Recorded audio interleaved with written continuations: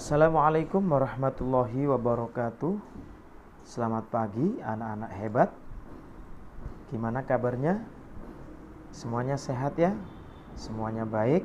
Alhamdulillah. Mudah-mudahan keluarga di rumah juga semuanya baik, semuanya sehat. Sebelum pembelajaran pada pagi hari ini, Pak Mual seperti biasanya mengajak anak-anak untuk berdoa bersama dengan membaca basmalah. Bismillahirrahmanirrahim. Baik anak-anak, untuk pembelajaran pagi hari ini kita masih berada pada kompetensi dasar atau KD yang sama, yaitu KD tentang utang piutang, gadai atau rahan, dan yang ketiga adalah hiwalah atau pengalihan hutang. Sebelum Pak Mual menjelaskan ketentuan-ketentuan gadai atau rohan, Pak Mual akan menyebutkan kompetensi dasar yang akan dicapai pada pembelajaran kali ini. Tujuan pembelajarannya adalah peserta didik mampu mengidentifikasi, menjelaskan, dan mensimulasikan ketentuan-ketentuan gadai atau rohan. Sedangkan untuk teknik penilaian Pak Mual masih sama, yaitu menggunakan tes tulis dan penugasan. Baik anak-anak, silakan anak-anak ikuti pembelajaran pada pagi hari ini dengan baik, dengan teliti. Dengarkan penjelasan Pak Mual, mudah-mudahan anak dimudahkan untuk memahami pembelajaran pagi hari ini. Pertama yang Pak Mual sampaikan adalah tentang pendapat para ulama bahwa gadai itu boleh dilakukan dan tidak termasuk riba apabila memenuhi syarat dan rukunnya. Sehingga orang Islam atau orang mukmin yang dalam situasi tertentu diperbolehkan untuk melakukan transaksi gadai. Akan tetapi masih banyak sekali orang yang melalaikan masalah syarat dan rukun dari gadai, sehingga tidak sedikit dari mereka yang melakukan gadai asal-asalan tanpa mengetahui hukum dasar dari gadai tersebut. Istilah yang digunakan dalam ilmu fikih untuk gadai adalah rohan, itu bahasa Arab. Secara bahasa kata ar-rohan berarti tetap atau kekal atau lestari. Artinya barang yang digadaikan itu masih tetap dan tidak berubah. Sedangkan secara istilah, rahan artinya menjadikan suatu benda sebagai jaminan hutang yang dapat dijadikan pembayar ketika berhalangan dalam membayar hutang. Itu adalah definisi atau pengertian rohan atau gadai secara istilah atau menurut syariat agama. Jadi rohan adalah menjadikan suatu benda sebagai jaminan hutang yang dapat dijadikan pembayar ketika berhalangan dalam membayar hutang. Dasar hukum rohan menurut 4 hukum. Satu menurut Al-Quran, kedua menurut hadis, yang ketiga menurut ijma', dan yang keempat berdasarkan fatwa dari Majelis Ulama Indonesia atau MUI. Menurut Al-Quran, dalam Al-Quran sedikitnya terdapat 3 kata yang seakar dengan kata rohan, yakni rahin dalam surat At-Tur,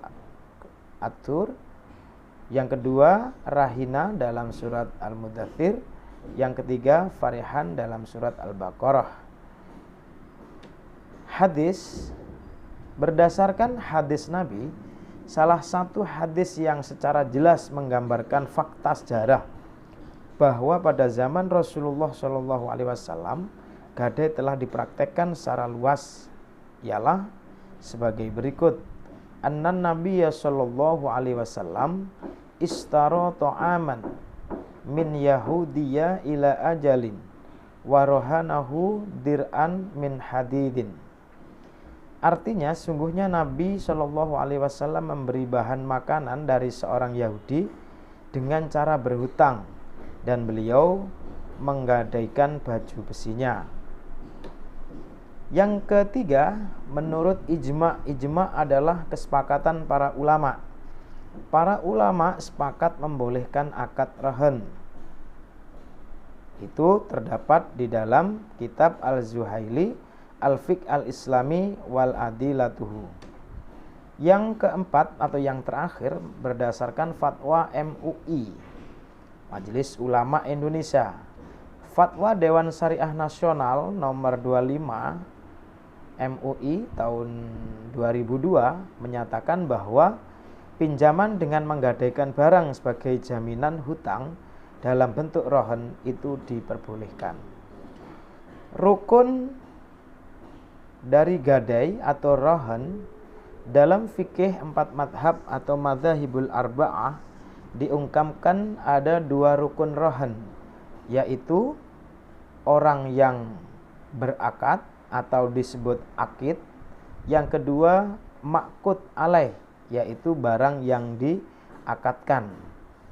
Jadi dalam rukun rohan itu hanya terdapat 2 rukun, akid dan ma'qud alaih. Jadi anak-anak lebih mudah untuk menghafalnya. Kalau ditanya rukun rohan, itu jawabannya ada 2. 1 akid, yang kedua ma'qud alaih. Akid, orang yang berakad itu meliputi 2 arah. 1, dia murtahin atau orang yang berpiutang dan menerima barang gadai.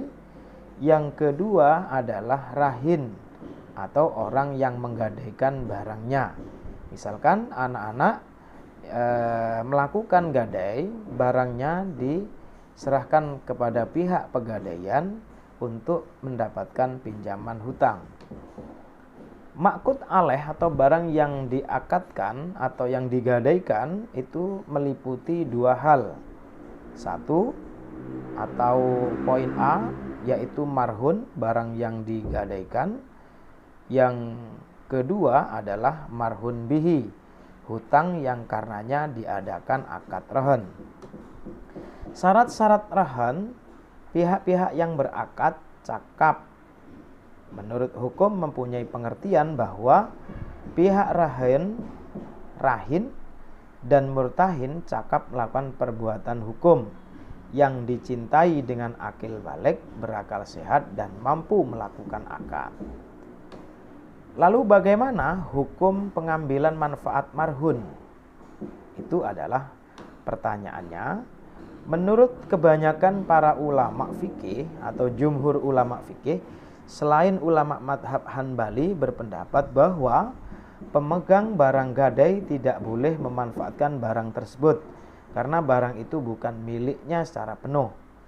Jumhur ulama berpendapat seperti ini didasari oleh sabda Rasulullah SAW yang artinya tidak tertutup gadai demi pemiliknya, baik hasil maupun resiko yang timbul dari barang tersebut menjadi tanggung jawabnya. Hadis riwayat Al-Hakim, Al-Baihaqi, dan Ibnu Hibbah. Bagaimana jika terjadi kerusakan atau resiko kerusakan pada marhun? Mengenai hal ini, kalangan ulama memiliki perbedaan pendapat. Menurut Syafi'iyah, murtahin menanggung resiko kehilangan atau kerusakan marhun bila marhun itu rusak atau hilang karena disia-siakan murtahin. Sedangkan ulama Syafi'iyah dan Hanabilah berpendapat bahwa murtahin tidak bertanggung jawab atas rusaknya barang gadai jika tidak disengaja. Lantas bagaimana penyelesaian rahan? Untuk menjaga supaya tidak ada pihak yang dirugikan, maka dalam gadai tidak boleh diadakan syarat-syarat.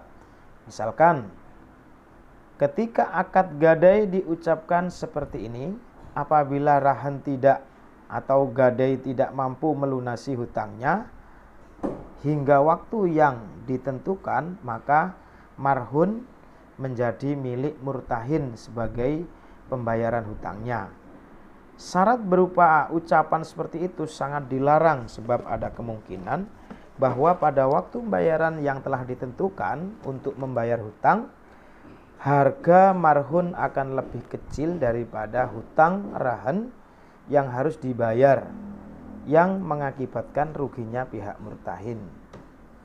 Sebaliknya, ada kemungkinan juga bahwa harga marhun pada waktu pembayaran yang telah ditentukan akan melebihi atau lebih besar jumlahnya daripada hutang yang harus dibayar, yang akibatnya akan merugikan pihak rahin. Inti dari pembelajaran gadai ini adalah bahwa dalam gadai atau rahin itu tidak ada unsur-unsur yang dirugikan, baik orang yang menggadaikan atau orang yang menerima gadai. Baik anak-anak, mungkin itu yang bisa Pak Mu'al sampaikan dan jelaskan. Mudah-mudahan anak-anak mampu dengan mudah memahami pembelajaran pagi hari ini tentang rahan atau gadai. Untuk berikutnya Pak Mu'al akan menjelaskan tentang hiwalah atau pengalian hutang. Silakan anak-anak bisa buka buku paket atau literatur yang lain, bisa googling di internet, silakan dipelajari sendiri. Nanti ketika pembelajaran Pak Mu'al dimulai, video pembelajaran Pak Mu'al sudah kirim, anak-anak lebih mudah untuk memahami.